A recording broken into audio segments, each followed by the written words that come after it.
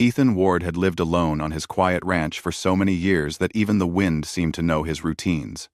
Every morning he stepped out of his wooden cabin before the sun rose, carried a bucket of water to the horses, checked the fences, and fed the cattle. He spoke very little, even to the people in town. Most folks knew him as the kind of man who did his work, paid his bills, helped his neighbors when needed, and kept all problems to himself. Some said he was lonely. Others said he preferred silence. But everyone agreed on one thing: Ethan Ward had a good heart. After years of living alone, he reached a point where the walls of his home felt too quiet. He missed the sound of someone walking in the next room, the warmth of a voice at supper time, and the simple comfort of knowing another person existed under the same roof. He wasn't looking for excitement. He wasn't looking for a dramatic change. He was simply tired of eating alone and waking up to the same silence every day. That was when he decided to request a mail-order bride. It was not an easy decision, and he thought about it for months. But he finally wrote a letter saying he had a ranch, a steady income, and a wish to share his days with someone who wanted a peaceful, respectful life. Weeks later, he received a letter from a young woman named Clara. Her words were gentle and polite. She wrote that she liked to sew, cook, and read when she had the time. She said she wanted a home where she could feel safe and useful. Ethan liked the way she wrote. There was no show-off language, no loud promises, just simple honesty. They exchanged a few letters, and soon she agreed to come to his ranch. The day she arrived, the sky was bright, and the stagecoach wheels stirred a small cloud of dust as it rolled into the town square. Ethan stood waiting, trying not to look nervous. He felt strangely shy. He wasn't used to expecting anyone. He watched as the stagecoach door opened slowly, and a young woman stepped down carefully. Her name was Clara, and she held a small bag in one hand and her shawl close around her shoulders with the other. Ethan noticed right away that she was smaller than he imagined. She looked tired, as if she hadn't slept well during her long journey. But what stood out most was the way she kept her eyes lowered, only raising them for a second before looking away again. When their eyes met for that brief moment, Ethan felt a quiet warmth. She had soft features, gentle eyes, and a way of holding herself that made her seem both nervous and brave at the same time. "Ma'am," Ethan said softly, touching the brim of his hat. "Mr. Ward," she answered, her voice barely above a whisper. Their first conversation was simple, just greetings, a few polite questions, and a quiet walk toward his wagon. Ethan tried not to stare, but something bothered him. The shawl around her shoulders was wrapped too tightly, even though the weather was warm. She held it as if she didn't want it to slip even a little. He didn't know why, but something about the way she guarded it stayed in his mind. During the ride to the ranch, Ethan spoke a little about the land, the animals, and the peaceful life they would have. Clara listened politely, answering gently whenever he asked a question. She never looked out the window for long and seemed to sit very still, as if sudden movements made her uncomfortable. Ethan told himself she was simply tired from traveling, and he didn't press her with too many questions. When they reached the ranch, Ethan helped her down from the wagon. He brought her inside, showed her the kitchen, the living room, and finally the small room he had cleaned for her. She thanked him quietly for every little thing, and Ethan felt a strange mix of pride and sadness. Pride because he wanted her to feel welcome, and sadness because her voice sounded like someone who wasn't used to kindness. That evening, Ethan cooked a simple supper: beans, bread, and boiled potatoes. Clara offered to help, but he told her she could rest. When they sat down to eat, he saw her reach for a cup. For the first time, the edge of her shawl slipped enough to show a small part of her wrist. Ethan froze for a second. A large, dark bruise marked her skin. It looked old, but not old enough to be forgotten. Clara noticed his eyes and pulled the shawl back quickly, almost dropping her cup. Her hands trembled as she murmured, "I'm sorry." Ethan felt a soft ache in his chest. "No need to be sorry," he said calmly. He didn't ask her anything else. He didn't want to scare her. Instead, he changed the topic, speaking gently about the horses, the grasslands, and the quiet nights on the ranch. She slowly relaxed again, but he kept seeing that bruise in his mind. After supper, she washed the dishes while Ethan stepped outside to breathe. The sky above the ranch was clear, filled with stars. But Ethan's thoughts were far from peaceful. Bruises didn't appear on their own. They didn't form from light touches or small accidents. That bruise on her wrist came from something stronger, something cruel. He had seen bruises like that before on ranch hands who got into fights or men who came into town after bar trouble. But seeing it on Clara, a gentle and quiet woman who had barely spoken, filled him with a quiet anger he didn't want to show. Still, Ethan was a patient man. He didn't want to push her to talk before she was ready. He knew that some wounds were deeper than what the skin showed. He wanted her to feel safe in his home, before anything else. So he went back inside, thanked her for cleaning up, and offered her a lantern in case she needed anything during the night. "Good night, Clara," he said softly. "Good night, Mr. Ward," she replied. Her voice trembled slightly. Ethan didn't sleep much. He lay awake, listening to the wind against the windows, thinking about the look in her eyes when she saw he had noticed the bruise. It wasn't embarrassment. It wasn't anger. It was fear. A very deep fear. The next morning, Ethan woke early as usual. He didn't want Clara to feel pressure, so he acted normal. He started feeding the animals and checking the fences. Clara woke later and quietly prepared breakfast for both of them. She worked with care, her movements graceful but cautious. Ethan thanked her, and she gave a small smile, the first smile he had seen from her since her arrival. It wasn't a bright smile, but it was a real one. As they ate, Ethan noticed she kept her sleeves pulled down. He didn't mention it. Instead, he talked about plans for the day and how he would show her the garden where she could grow flowers or herbs if she liked. She listened with interest and nodded softly. But every time her sleeve slipped even a little, she pulled it back quickly. Ethan saw it all. He saw the fear, the hesitation, the way she stayed quiet as if she expected someone to raise their voice at her.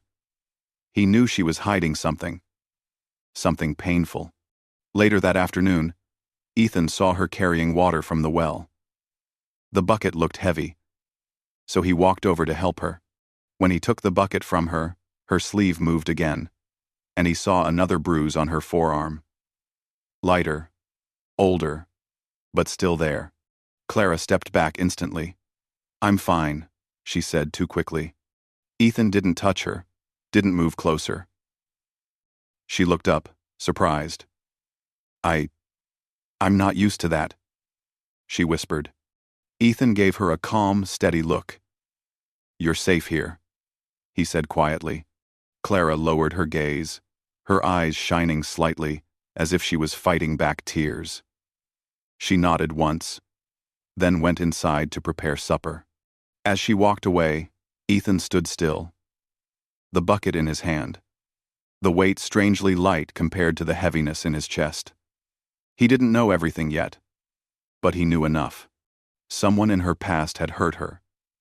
Someone had made her feel small, scared, and unworthy. And she had escaped, not just traveled, but escaped. Ethan looked at the open land around him, the ranch he worked so hard to protect. He had always cared for his animals, his land, and his neighbors when they needed him. But now he felt a different kind of responsibility. Something deeper and more personal. Clara was here now. She had come all this way to build a new life, and he silently promised himself that no one would ever harm her again. He didn't know how or when the truth would come out. He didn't know who had caused those bruises. But he knew one thing, clearly. He would stand by her, protect her, and give her the peace she had been denied for too long. That night, as he closed the door and saw the soft light glowing from Clara's room, He felt something he hadn't felt in years, a sense of purpose. The silence in the ranch didn't feel lonely anymore. It felt like the beginning of something important, something that would change both their lives. And without Clara knowing it, Ethan made a quiet vow in his heart. If someone had hurt her before, he would find out. And he would stop them no matter what it took. The days that followed were calm on the surface, but Ethan could sense something deeper behind Clara's quiet behavior. She spoke politely, helped with chores, and kept the house clean. But there was a guarded way she moved, as if she was always waiting for something to go wrong. Every small noise made her flinch. If a fork slipped from her hand, she apologized too quickly. If Ethan walked into a room without warning, she stiffened before relaxing again. Ethan didn't point any of this out. He knew she needed time. He had seen frightened horses calm down only when given patience, space, and gentle treatment. People were no different. He simply tried to show kindness in every normal action, giving her the easiest tasks, thanking her often, and speaking in a warm but steady voice. One morning, Ethan returned from the barn and found Clara washing clothes by the well. She had rolled up her sleeves without thinking, and for the first time, Ethan saw more than just one bruise. There were several marks across her arms, some faint and yellowing, others dark and very recent. The breath left his chest for a moment. It wasn't one bruise. It wasn't an accident. This had happened many times. Clara noticed his gaze and quickly pulled her sleeves down. She turned away, her hands trembling in the water. "I'm sorry," she whispered again, the same words she used whenever she felt afraid. "You don't need to be sorry," Ethan said softly. He set down the bucket he was carrying, keeping his voice calm and steady. "You don't have to hide anything from me." Clara didn't answer. Her shoulders tightened, and she tried to continue washing the clothes, but her hands shook too much. After a long moment, she set the cloth aside and stared at the ground. Ethan stepped closer but not too close, and spoke gently. "Clara, did someone hurt you before you came here?" She stayed silent, her breathing unsteady. The only sound was the wind moving through the dry grass and the slow drip of water from the cloth she had dropped. Ethan didn't push. He just waited. Finally, Clara whispered, "Yes." The word was so soft it almost disappeared into the breeze. But Ethan heard it clearly. His heart tightened, but he kept his face calm so she wouldn't feel more scared. "Do you want to talk about it?" he asked. I don't want to bring trouble to your life." "You won't," Ethan said. "Whatever happened before, that isn't your fault." Clara's eyes filled with tears, but she blinked them away quickly. She wiped her hands on her skirt and walked toward the porch, as if she needed something solid beneath her feet. Ethan followed at a slow pace, giving her time to collect herself. She sat on the bottom step, hands folded tightly. Ethan stood beside her, leaning against the post so he wouldn't make her feel trapped. For a long moment, she said nothing. Then finally, she took a deep breath and began to speak, her voice shaking at first. "In my old town, I lived with someone who wasn't kind." She stopped, swallowing hard. "I worked in a small store. The owner helped me when I first arrived there. He seemed gentle at first, but slowly, he started deciding where I could go, who I could speak to, what I could wear. I thought he was just worried for me, so I listened." She paused again. "But it got worse.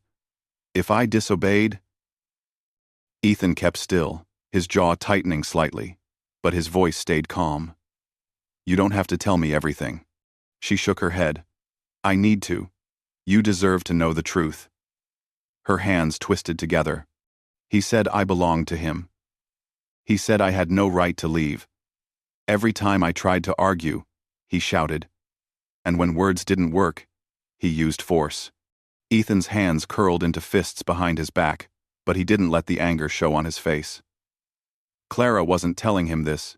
To see rage, she needed understanding. "I saved coins quietly," she continued. "For months.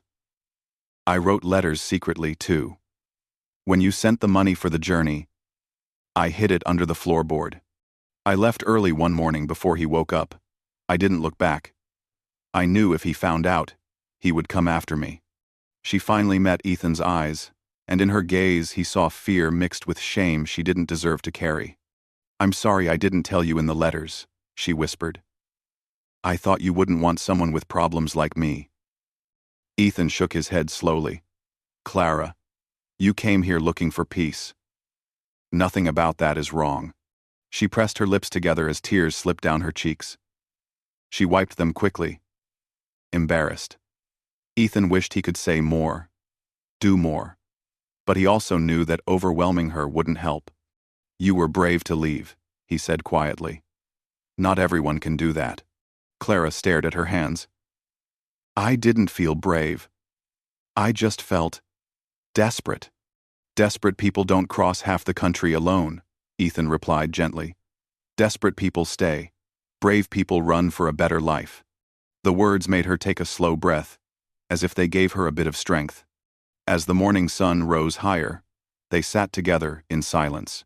It wasn't a heavy silence, it was the kind that came when someone finally let out something they had carried for too long. Later, Clara stood up and said she wanted to finish the washing. Ethan didn't stop her, but he stayed nearby, fixing a tool in the shed so she wouldn't feel alone. The rest of the day passed quietly. Clara worked calmly, though her eyes looked lighter than before. She didn't flinch as much. She didn't apologize for small things. She still moved carefully, but Ethan could see the difference in the way she breathed, a small but meaningful change. That night, as they ate supper, Clara thanked Ethan for listening. I haven't spoken about any of that to anyone, she said softly. Not even my friends back home. Endedis. They should have helped you, Ethan replied. They didn't know, she said. I kept everything hidden. I didn't want them to see how bad things were. She looked down at her plate. Sometimes, I wish I had told someone sooner. Ethan didn't know exactly what to say. He wished he could go back in time and help her sooner. But he couldn't. All he could do was stand by her now. You're here, he said. That's what matters. Clara nodded, though her expression turned hesitant again. I'm afraid he might come here someday. That's Ardaday's sea. Ethan had suspected the same thought but didn't want to frighten her by saying it aloud earlier. Now that she spoke it, he answered directly. If he comes, he won't harm you, Ethan said firmly. You're not alone anymore. His voice was steady, not loud, not threatening, simply certain. Clara looked at him for a long moment. And then, something shifted in her gaze. She trusted him, even if she didn't say it out loud. During the next few days, Clara grew more comfortable. She began humming softly while cooking. She asked Ethan small questions about the ranch. She tended to the garden and even laughed once when a goat tried to nibble at the hem of her dress. Ethan noticed every small change, and each one made his chest feel warmer. But the change also brought something else. With comfort came honesty. With honesty came memory. One evening, Clara finally told Ethan the man's name, Mark Talon. A man known for his temper. A man who believed he had control over everything around him. A man who didn't give up easily. Ethan's eyes narrowed slightly when he heard the name. He had never met the man, but he understood enough. Anyone who caused bruises on a gentle woman like Clara was someone who didn't understand respect. Ethan didn't tell Clara, but that night, after she went to sleep, he stayed outside on the porch, staring into the dark fields. The ranch was peaceful, but he could feel something stirring, a storm that hadn't reached them yet. He wasn't frightened. He was preparing. Clara had chosen his home as her safe place, and Ethan wasn't going to let that choice be a mistake. Whatever Mark Talon had been in her past, Ethan would not let that man determine her future. Clara slept more peacefully that night than she had since arriving. And Ethan, even while keeping watch, felt something he rarely felt: purpose, stronger than before, heavier but welcome. He didn't know when trouble would come, but he knew that when it did, he would be ready. The following week began like any other, calm and filled with everyday chores. Clara swept the porch every morning, fed the chickens, and cooked simple meals with quiet care. Ethan continued tending to the animals and fixing small things around the ranch. On the surface, everything looked peaceful, but underneath that peace was a quiet tension neither of them could ignore. Clara tried to hide it, but Ethan could see the worry in her eyes whenever a horse neighed loudly or a wagon passed near the road. She still feared her past would follow her. Ethan did his best to make her feel safe. If he noticed her hands trembling, he slowed his voice. If she stepped aside out of habit when he walked near, he gently guided her back. Over time, she grew more comfortable.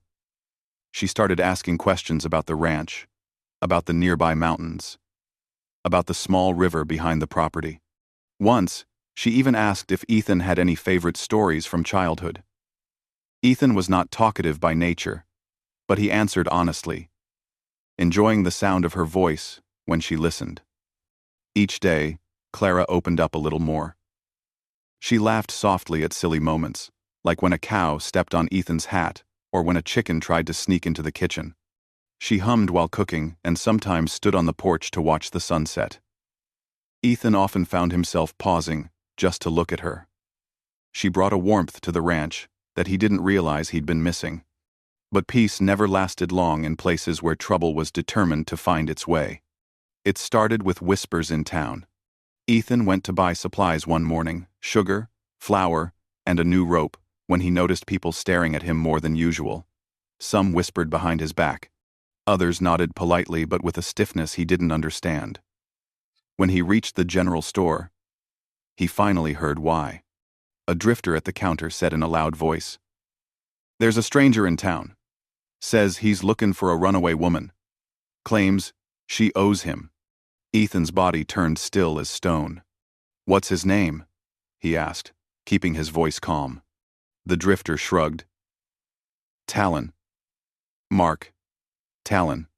Ethan closed his hand around the rope he was buying, feeling a cold anger rise inside him. So, the man had come. Clara's fear hadn't been imagination. She knew exactly what he was capable of. Ethan forced himself to breathe slowly. Anger wouldn't help Clara. Only clear thinking would. He paid for his supplies, tipped his hat to the storekeeper, and walked toward the saloon. But he needed to know what Clara was up against. The saloon was loud, filled with smoke and laughter. But the moment Ethan stepped inside, the noise softened.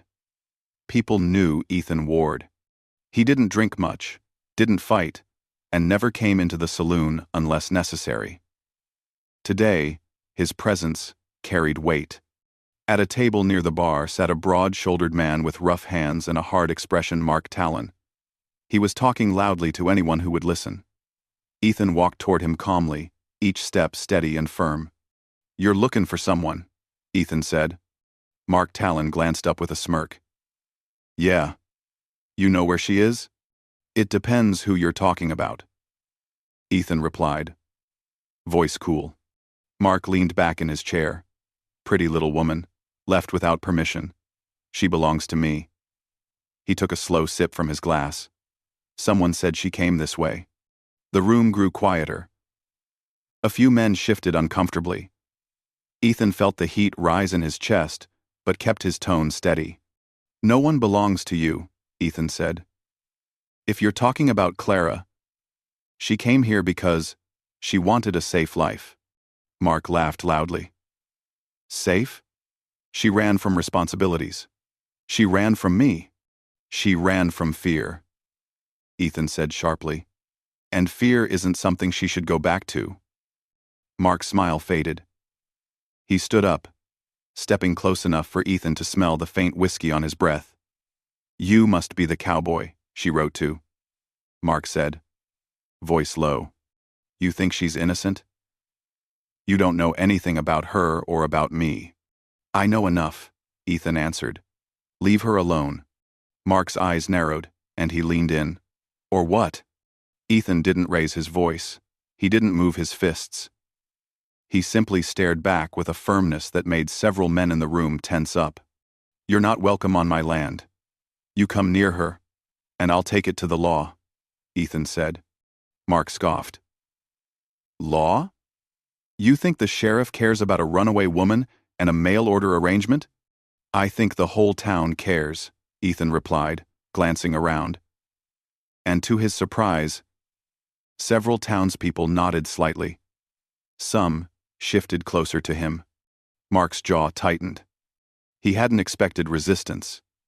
He pushed past Ethan, muttering, "She'll come back with me, one way or another." Ethan watched him leave the saloon. He didn't chase him. There was no point in fighting in a crowded room. A physical fight solved nothing. He needed to protect Clara the right way.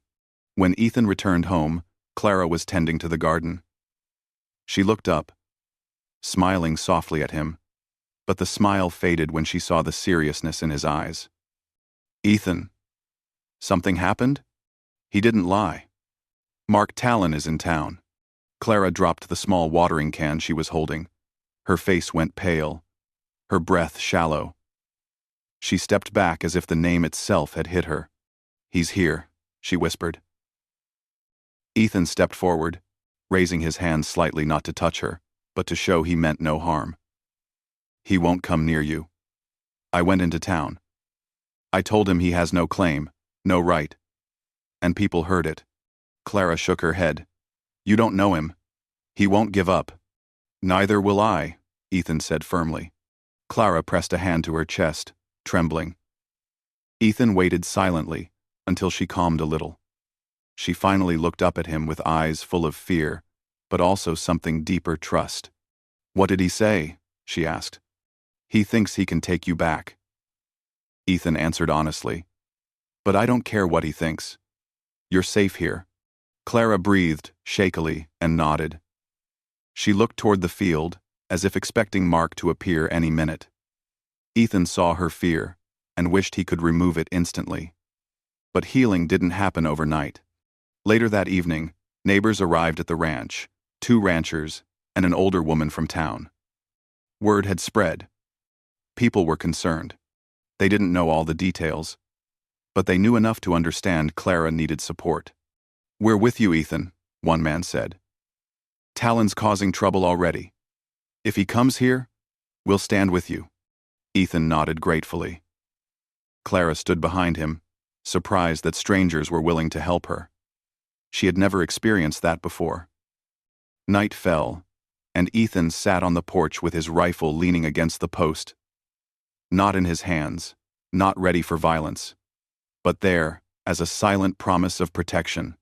He stayed awake long after Clara went to sleep, watching the road leading to the ranch. The night was quiet, but Ethan could feel the storm coming. Around midnight, he noticed movement at the far edge of the property, 3 figures on horseback. They didn't approach. They simply watched the ranch from a distance. The moonlight revealed one of them. Tall and broad-shouldered. Ethan recognized the posture. It was Mark Talon. Ethan didn't move or shout. He simply stood up. Visible. Steady. Letting them see he was awake and prepared. After a long moment, the men turned their horses and rode away into the dark. The next morning, Ethan didn't tell Clara about the midnight visit. She was already tense enough. Instead, he stayed closer to the house, repairing a fence near the porch so she wouldn't feel alone. Clara tried her best to act normal, but he caught her glancing toward the road more than once.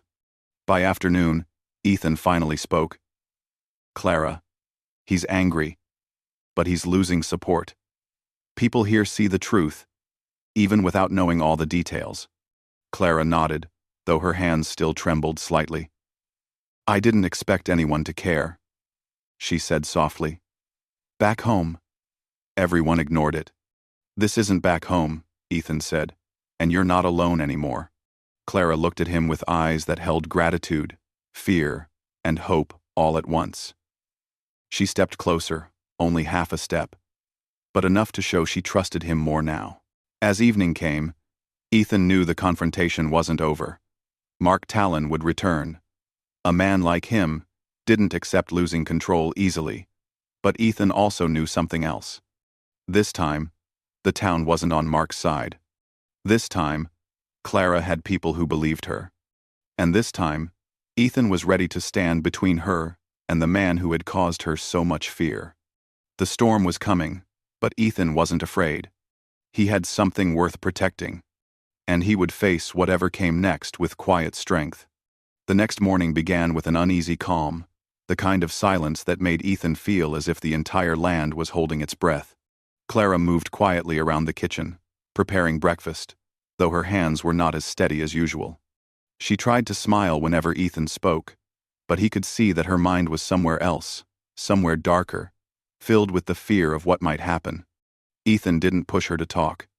He simply stayed nearby, giving her silent comfort.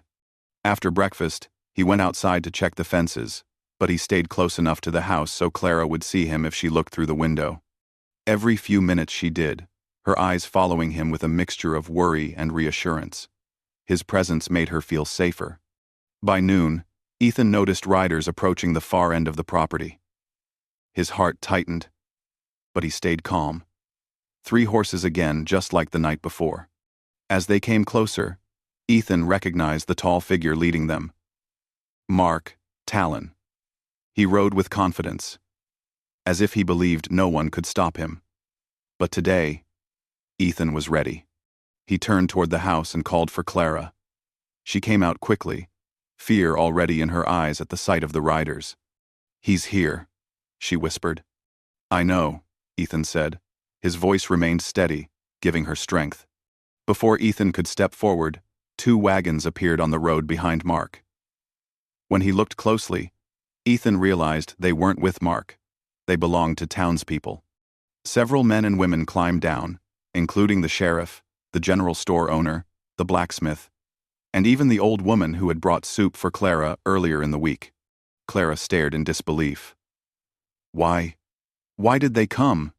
"Because people care," Ethan said simply. The sheriff walked ahead, stopping between Ethan's land and Mark's approaching horse.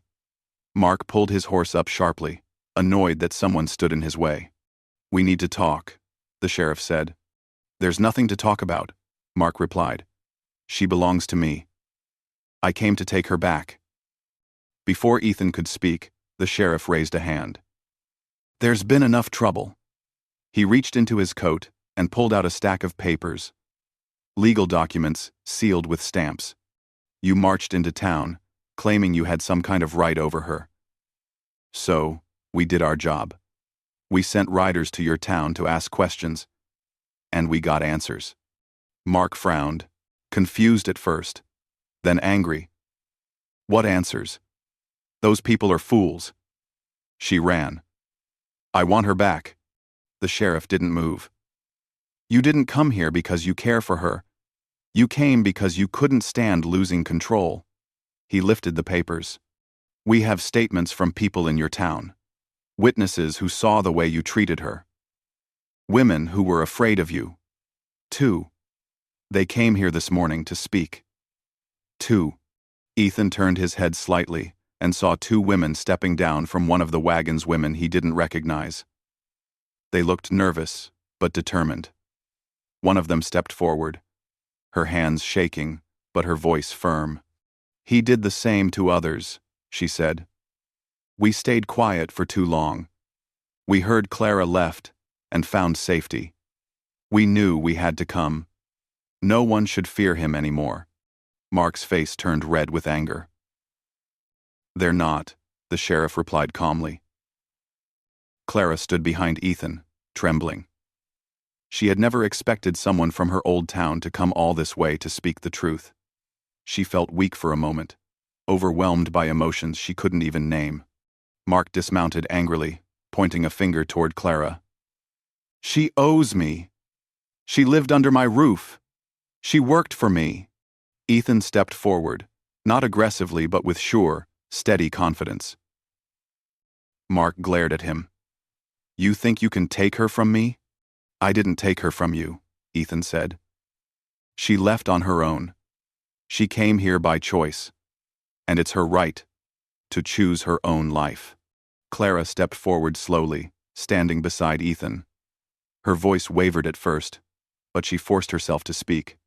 I'm not going with you, Mark. I came here to start a new life. I'm not afraid to say that anymore. Mark stared at her, stunned that she dared to speak openly. For a moment, he looked ready to shout, but the sheriff cut in. You came here claiming you had legal rights, he said. Well, we checked.